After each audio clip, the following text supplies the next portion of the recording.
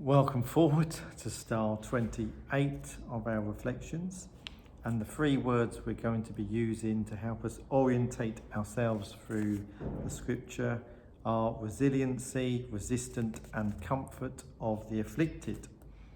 And as continuing on from yesterday, Jesus is talking about prayer, and we've now got to the part of scripture where Jesus introduces us to the Our Father. But because we're looking at the scriptures in a different way using this technique, it's a way of looking at the Our Father completely different how we might do it without these three words. So it'd be interesting to see what comes out of that. So pray then in this way: Our Father in heaven, hallowed be thy name. Your kingdom come, your will be done on earth as it is in heaven. So again, if you want to give that some thought, you can pause the videos and so forth.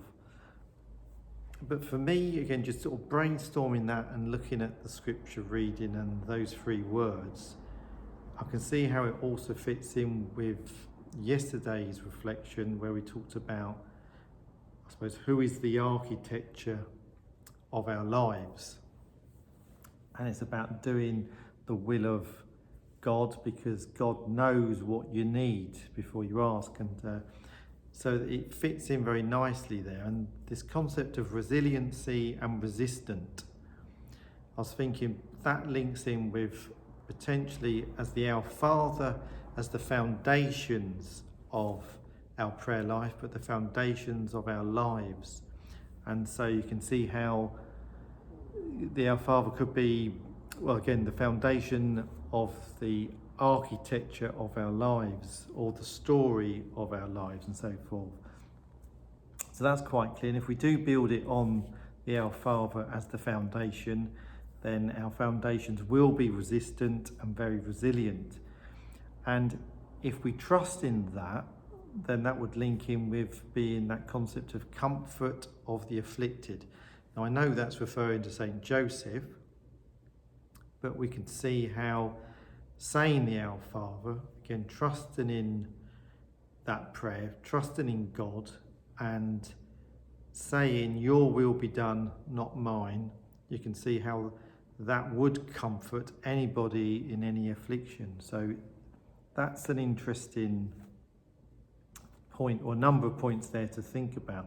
So this prayer of Our Father, just the words Our Father and linking in with the kingdom and everything else we've been talking about, architecture, building our lives, we can see how important the family is again there when it says Our Father. So that links us all together as family members. So the importance again of that family unit. So we need to give that some thought. So rather than, you could replace the word Our Father, but it's our foundations. So again, that link with the architecture of our lives, but the architecture of family life and just us as a whole family or community. So that's interesting in itself. Again, there's lots of links with all the other stars, but whenever it talks about your will be done as opposed to our will, it always brings back that element of choice. We have a choice, and it's going back to that Psalm 4 again of sitting in silence, pondering on our choices, praying, making the right choices, and that will require making right sacrifice, because you can't do both things, and then completely trusting in God after making those decisions. And I think that goes back to the concept of comfort of the afflicted again. And if we've got the foundations right, then they will be resistant and they will be resilient foundations, and therefore, I suppose, building up our lives will be certainly more solid and stable.